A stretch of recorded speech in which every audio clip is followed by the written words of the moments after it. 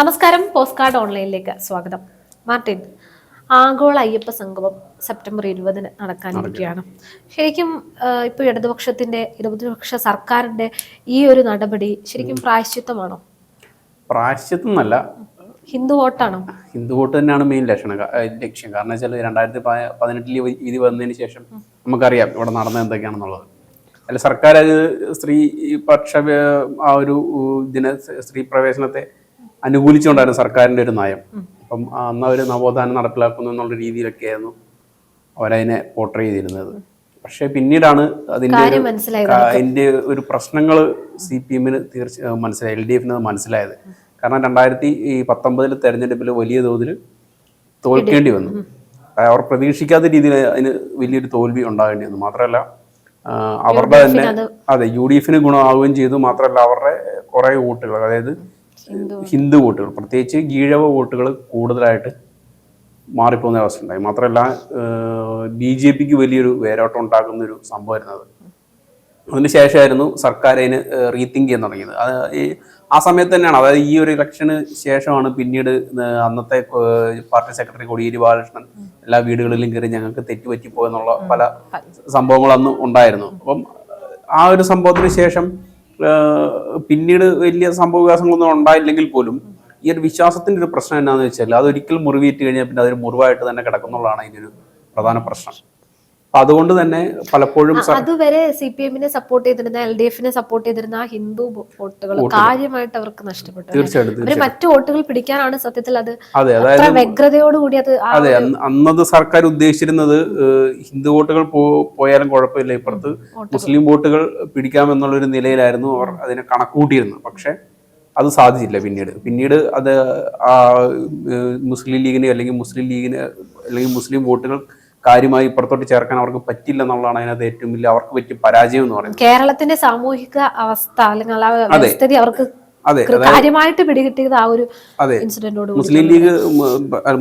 മുസ്ലിം വോട്ടുകൾ ഇപ്പോഴും നിൽക്കുന്നത്, കൂടുതൽ മജോറിറ്റി നിൽക്കുന്നത് തീർച്ചയായിട്ടും കോൺഗ്രസിൽ തന്നെയാണ്. അപ്പം അത് മാത്രമല്ല, അതിനുശേഷം പിന്നീട് ഈ ജമാഅത്തെ ഇസ്ലാമി പോലെയുള്ള സംഘടനകൾ മുന്നോട്ട് വരികയും അവരുടെ വോട്ടുകൾ ഏകീകരിക്കപ്പെടുകയും ചെയ്തിട്ടുണ്ട്. അപ്പം അതുകൊണ്ട് തന്നെ ആ വോട്ടുകൾ ശേഖരിക്കാൻ CPM-ന് പറ്റിയില്ല. മാത്രമല്ല, അതായത് ഇപ്പുറത്ത് ഈ പോയ ഹിന്ദു വോട്ടുകളെ ബാലൻസ് ചെയ്യാൻ ഇപ്പുറത്തുനിന്ന് മറ്റ് വോട്ട് കിട്ടാതായതോടുകൂടിയാണ് ഇപ്പോൾ സർക്കാർ റീതിങ്ക് ചെയ്യുന്നത്. അപ്പൊ അതിന്റെ ഒരു ഭാഗമായിട്ട് തന്നെയാണ് തീർച്ചയായിട്ടും ഈ ഒരു നടത്തുന്നത്, ഈ ഒരു അയ്യപ്പ സംഗമം നടത്തുന്നത്. സത്യം പറഞ്ഞാൽ ഇപ്പോൾ ലോകത്തുള്ള അയ്യപ്പ ഭക്തരുടെ ഒരു ഇതിനു വേണ്ടി, വെൽഫെയറിന് വേണ്ടിയിട്ട് ആണ് ഈ ഒരു സംഭവം നടക്കുന്നതെന്നാണ് അവർ പറയുന്നത്. പക്ഷെ സത്യത്തിൽ അതല്ല. സത്യത്തിൽ അങ്ങനെ ഒരു പരിപാടി നടത്തേണ്ട ആവശ്യമില്ല. അതായത് അടുത്ത ഇലക്ഷൻ വരികയാണ്. അപ്പൊ ഈ ഇലക്ഷനിൽ പിടിച്ചു നിൽക്കണം, അതായത് പോയ വോട്ടുകൾ എങ്ങനെയെങ്കിലും തിരിച്ചു കൊണ്ടുവരിക എന്ന് തന്നെയാണ് ലക്ഷ്യം. അപ്പൊ അതിന് ഭാഗമായിട്ട് നടത്തുന്ന ഒരു പരിപാടി, ഒരു ഇലക്ഷന്റെ സ്റ്റണ്ട് മാത്രമായിട്ടാണ് ഈ ഒരു അയ്യപ്പ സംഗമം നമുക്ക് കാണാൻ സാധിക്കുക. അത് ശരിക്കും ജനങ്ങൾ തിരിച്ചറിയില്ലേ? ഇപ്പൊ അത് തീർച്ചയായിട്ടും ജനങ്ങൾ തിരിച്ചറിയും. അതുകൊണ്ടാണല്ലോ നമ്മൾ പോലും ഇപ്പൊ ഇരുന്ന് ചർച്ച ചെയ്യുന്നത്. അതുകൊണ്ടാണല്ലോ ഇപ്പം ഈ ഒരു അയ്യപ്പ സംഗമം പ്രഖ്യാപിച്ചതിന് ശേഷം എല്ലാവരും അത് മനസ്സിലാക്കുന്നുണ്ട്, എല്ലാവരും അതിനെക്കുറിച്ച് സംസാരിക്കുന്നുണ്ട്, ആൾക്കാർക്ക് അത് മനസ്സിലാകുന്നുണ്ട്. കാരണം അന്ന് ഈ പറയുന്ന പോലെ അന്ന് വിധി വന്നതിന് ശേഷം സർക്കാർ 2 യുവതികളെ ശബരിമലയിലേക്ക് കയറ്റാനൊക്കെ കയറ്റി ആ കാണിച്ച ആ വ്യഗ്രതയും അല്ലെങ്കിൽ ആ ഒരു താല്പര്യം പെട്ടെന്ന് യൂട്ടേൺ അടിക്കുകയാണ് അല്ലെ. ഒരു അടുത്ത ഇലക്ഷൻ വന്നു, പെട്ടെന്നല്ല, ഒരു വർഷങ്ങളെടുത്തു. ആ വർഷങ്ങള് അവർക്ക് കാൽക്കുലേറ്റ് ചെയ്യാനുള്ള ഒരു സമയമായിരുന്നു അത്. തിരിച്ചറിയാനുള്ള പ്രധാനമായിട്ട് വോട്ടിന്റെ ഒരു ഇത് തന്നെയാണ് അവർക്ക് പ്രധാനമായിട്ട് അവർ ഉദ്ദേശിച്ചിരുന്നത്. പക്ഷേ ഇപ്പോഴും എനിക്ക് തോന്നുന്നു ആ ഒരു ഇതിൽ നിന്ന് പിന്നോട്ട് പോയിട്ടില്ലെന്നാണ് എനിക്ക് തോന്നുന്നത്. കാരണം അന്ന് നാമജപഘോഷയാത്ര എന്ന പേരിലായിരുന്നു ആ ഒരു സമരം നടന്നിരുന്നത്.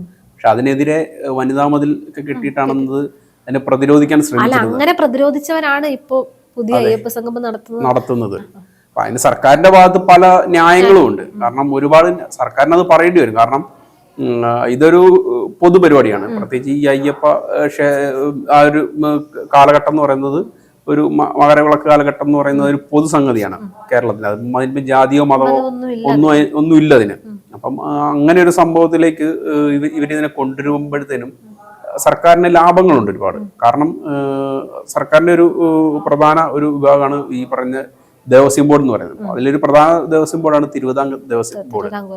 അപ്പം അതിൽ ഏറ്റവും കേരളത്തിലെ തന്നെ ഏറ്റവും പ്രധാനപ്പെട്ട ക്ഷേത്രങ്ങളൊന്നാണ് ഈ പറഞ്ഞ ശബരിമല എന്ന് പറയുന്നത്. കാരണം ഏറ്റവും കൂടുതൽ വരുമാനം ലഭിക്കുന്നത് അവിടുന്ന്. ഞാനിപ്പം അതിൻ്റെ ഒരു കണക്ക് നോക്കിയപ്പോഴത്തേനും 2024-25 വർഷം കിട്ടിയത് 440 കോടി രൂപ വരുമാനമാണ് അവിടുന്ന് മാത്രം കിട്ടിയത്. അപ്പം ഇവിടുന്ന് ഉള്ള ഈ വരുമാനം കൊണ്ടാണ് ഈ തിരുവിതാംകൂർ ദേവസ്വം ബോർഡിലുള്ള ഏതാണ്ട് 500-ലധികം ക്ഷേത്രങ്ങളുണ്ട്. ഈ ക്ഷേത്രങ്ങളിലെല്ലാം ചെലവുകൾ നടത്തുന്നതും അതോടൊപ്പം തന്നെ 5500-ലധികം ജീവനക്കാരുമുണ്ട്. ഇവർക്കെല്ലാം ശമ്പളം കൊടുക്കുന്നു. ഇവിടുത്തെ ചെലവുകളെല്ലാം നടക്കുന്ന ഈ ശബരിമല എന്നുള്ള വരുമാനം കൊണ്ടാണ്. അതിന്റെ കൂടെ തന്നെ മറ്റു വരുമാനങ്ങളും ഈ ശബരിമല ക്ഷേത്രവുമായിട്ട് ബന്ധപ്പെട്ട് സർക്കാരിന് ലാഭം കിട്ടുന്നുണ്ട്. പ്രത്യേകിച്ച് അവിടെ നടക്കുന്ന കച്ചവടങ്ങളുമായിട്ട് ബന്ധപ്പെട്ട്, അവിടെ നടക്കുന്ന ഓരോ അയ്യപ്പന്മാർ വന്നു പോകുന്നതുമായിട്ട് ബന്ധപ്പെട്ട്, KSRTC ഉപയോഗിക്കുന്നതുമായിട്ട് ബന്ധപ്പെട്ട് അങ്ങനെ ഏതാണ്ട് 1000 കോടിക്ക് മുകളിൽ സർക്കാരിന് വരുമാനം കിട്ടുന്നുണ്ട്. GST ആയിട്ടും അല്ലാതെയും സർക്കാരിന് വരുമാനം കിട്ടുന്നു. അപ്പം അങ്ങനെ നോക്കുമ്പോൾ സർക്കാരിനെ സംബന്ധിച്ചൊരു ഒരിക്കലും അങ്ങനെ തീർച്ചയായിട്ടും ഒരു കമ്മ്യൂണിസം നടപ്പിലാക്കാൻ പറ്റുന്നൊരു സ്ഥലമല്ല. അപ്പം കമ്മ്യൂണിസം നടപ്പിലാക്കുക എന്ന് പറയുമ്പോഴത്തേനും അതിനകത്തൊരു പ്രശ്നം എന്താണെന്ന് വെച്ചാൽ നമുക്കത് പറയാം. ഇപ്പം അവരൊരു നിരീശ്വരവാദം പറയുന്നുണ്ട്, അല്ലെങ്കിൽ സയൻസിനെ മുന്നോട്ട് വെക്കുന്നുണ്ടെന്നൊക്കെ പറയുമ്പോൾ നമുക്കൊരു ആഗോളമായിട്ടുള്ളൊരു പ്രതിഭാസമാണത്. പക്ഷേ അതിനപ്പുറത്തോട്ട് നമുക്ക് ഒരിക്കലും കേരളത്തിൽ അതിനെ പൂർണ്ണമായിട്ട് ഇംപ്ലിമെന്റ് ചെയ്യാൻ പറ്റില്ല. പക്ഷെ ഇങ്ങനെ പറയുന്നവർ എത്ര പേര് വിശ്വാസികളാണ്? അതെ, അതിലോട്ടാണ് ഞാൻ വരുന്നത്. കാരണം വെച്ചാൽ ഈ ഒരു ഇടതുപക്ഷം എന്ന് പറയുന്നത്, ഇടതുപക്ഷം കേരളത്തിൽ സ്ഥാനം പിടിച്ചത് ഒരിക്കലും സയൻസ് പറഞ്ഞിട്ടോ ഒന്നുമല്ല. എന്താ പറയുക, ഒരു താഴെത്തട്ടിലുള്ള ആളുകളെ മുന്നോട്ട് കൊണ്ടുവന്നിട്ടാണ്, അതായത് സാമൂഹികപരമായിട്ട് മുന്നോട്ട് കൊണ്ടുവന്നിട്ടാണ് ഇടതുപക്ഷം കേരളത്തിൽ ശക്തി പ്രാപിക്കുന്നത്. അപ്പം ഇവരാരും ഇടതുപക്ഷത്തെ വിശ്വസിക്കുന്നതും ഇടതുപക്ഷത്തിനെ വോട്ട് ചെയ്യുന്നതും തീർച്ചയായിട്ടും ദസ് ക്യാപിറ്റൽ വായിച്ചിട്ടോ അല്ലെങ്കിൽ മാർക്സിനെ കണ്ടിട്ടോ ചെഗുവേരനെ കണ്ടിട്ടോ ഒന്നുമല്ല. ഇവര് വിശ്വസിക്കുന്നത് തങ്ങളുടെ ജീവിതം മെച്ചപ്പെടുത്തിയ ഒരു രാഷ്ട്രീയ പ്രത്യയശാസ്ത്രം എന്ന നിലയ്ക്ക് മാത്രമാണ് കമ്മ്യൂണിസത്തെ കാണുന്നത്. അതുകൊണ്ട് തന്നെ പല കമ്മ്യൂണിസ്റ്റുകളും വിശ്വാസികളാണ്. അതാണ് അതിൽ ഏറ്റവും വലിയ പ്രധാനപ്പെട്ട ഒരു സംഗതി എന്ന് പറയാം. അപ്പം ഈ വിശ്വാസികളിലാണ് അന്ന് സർക്കാർ മുറിവേൽപ്പിച്ചത്, അന്ന് ഇടതുപക്ഷം മുറിവേൽപ്പിച്ചത്. അത് തീർച്ചയായിട്ടും ഗവൺമെന്റ് അത് തിരിച്ചറിയുന്നുണ്ട്. ഇപ്പം ഒരാൾ ദൈവത്തിൽ വിശ്വസിക്കാതിരിക്കോ ഉള്ളതൊന്നല്ല. ഇപ്പം ഒരാൾക്ക് ഇന്ത്യയിൽ ഒരാൾക്ക് ദൈവത്തെ വിശ്വസിക്കാം എന്നതുപോലെ തന്നെ വിശ്വസിക്കാതിരിക്കാനുള്ള അവകാശമുണ്ട്. പക്ഷെ രണ്ടുപേരുടെയും അവകാശങ്ങൾ സംരക്ഷിക്കപ്പെടുക എന്നുള്ളതാണ് ജനാധിപത്യപരമായിട്ടുള്ള ഒരു രീതി.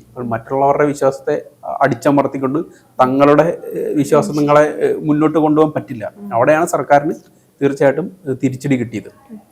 അപ്പോൾ അങ്ങനെ ഇരിക്കുന്ന സാഹചര്യത്തിൽ ഇതൊരു പ്രായശ്ചിത്തം, വോട്ടുപിടിക്കൽ, അതെ, ആ ഒരു രീതിയിൽ തന്നെയല്ലേ കാര്യങ്ങൾ വരുന്നത്? തീർച്ചയായിട്ടും അങ്ങനെ തന്നെയാണ് പോകുന്നത്. കാരണം അല്ലാതെ എത്രത്തോളം വില പോകും എന്നുള്ളത് ഈ ഒരു സമയ അല്ല, അതെന്നാന്ന് വെച്ചാല് വിലപ്പോവെന്ന് വെച്ചാൽ ഇപ്പം സർക്കാരിനെ സംബന്ധിച്ച് ഏറ്റവും വലിയ പ്രശ്നം എന്താണെന്ന് വെച്ചാൽ ഇപ്പം ഇന്ത്യയിൽ ഇപ്പം ഇടതുപക്ഷം അധികാരത്തിലുള്ളത് കേരളത്തിൽ മാത്രം.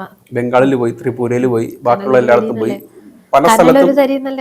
അതെ, അപ്പം മറ്റുള്ള ഒരു സ്ഥലത്തും ബാക്കിയില്ല. അപ്പം അങ്ങനെ വരുമ്പോഴത്തേനും കേരളത്തിലെങ്കിലും അധികാരത്തിൽ ഇല്ലെന്നുണ്ടെങ്കിൽ അത് ഇടതുപക്ഷത്തെ സംബന്ധിച്ച് ഒരു ജീവൻ മരണ പോരാട്ടം എന്ന് തന്നെ പറയേണ്ടി വരും. അപ്പം തീർച്ചയായിട്ടും അവർക്ക് 2026 തെരഞ്ഞെടുപ്പിൽ അവർക്ക് വീണ്ടും അധികാരത്തിൽ വന്നേ മതിയാവും. ഇപ്പം അതിനുള്ള എല്ലാ സാധ്യതയും അവർക്ക് തേടേണ്ടി വരും. അപ്പം അതിന്റെ ഭാഗമായാണ് അവർ ഈ ഒരു വഴിയും അതിന്റെ ഭാഗമായിട്ട് തന്നെയാണ് ഈ ഒരു വഴി നോക്കുന്നത്. അപ്പം ഇപ്പൊ കുറച്ചു മുമ്പ് നമ്മൾ പറഞ്ഞതുപോലെ തന്നെ മുസ്ലിം വോട്ടുകൾ ഏകീകരിക്കാൻ അവർക്ക് പറ്റിയിട്ടില്ല. അപ്പം അന്ന് പോയ ഈ ഹിന്ദു വോട്ടുകളെ തിരിച്ചു കൊണ്ടുവരിക എന്നുള്ളതാണ് തീർച്ചയായിട്ടും അവർ ഉദ്ദേശിക്കുന്നത്. ഇപ്പം മാത്രമല്ല, അന്നത്തെ ഒരു സംഭവത്തിന് ശേഷം BDJS എന്ന് പറയുന്നൊരു ആ സമയത്ത് 2016 തെരഞ്ഞെടുപ്പിന് BDJS എന്ന് പറയുന്നൊരു പാർട്ടി ഉണ്ടാക്കിയിരുന്നു, ഈഴവരുടെ പാർട്ടിയായിട്ട്. അതിനുശേഷം ആ BDJS NDA ലയിക്കുന്നൊരു സംഭവം ഉണ്ടായിരുന്നു. അപ്പം അതിലൂടെ ആ വഴിയിലൂടെയും കുറെ വോട്ടുകൾ പോയിട്ടുണ്ട്. അപ്പൊ അതെല്ലാം തിരിച്ചു പിടിക്കുക എന്നുള്ളൊരു ലക്ഷ്യത്തോടു കൂടി തന്നെയാണ് ഇപ്പൊ ഈ ഒരു അയ്യപ്പ സംഗമം നടക്കുന്നത്. അപ്പം നടത്തട്ടെ. NSS ഇപ്പൊ അതിനെ സപ്പോർട്ട് ചെയ്ത് വരുന്നുണ്ട്. കാരണം NSS ആയിരുന്നു അന്ന് അത് ആ സംഭവം ഉണ്ടാവുമ്പോൾ ആദ്യം അതിനെതിരെ പ്രതികരിച്ചുകൊണ്ട് രംഗത്ത് വരുന്നത്. പക്ഷെ ഇന്ന് അവരതിനെ സ്വാഗതം ചെയ്തുകൊണ്ട് രംഗത്ത് വരുന്നു. എനിക്ക് തോന്നുന്നു അവർക്ക് പ്രതീക്ഷ ഉണ്ടായിരിക്കണം. എന്തായാലും വരട്ടെ, എല്ലാവരുടെയും വിശ്വാസങ്ങൾ സംരക്ഷിക്കപ്പെടട്ടെ.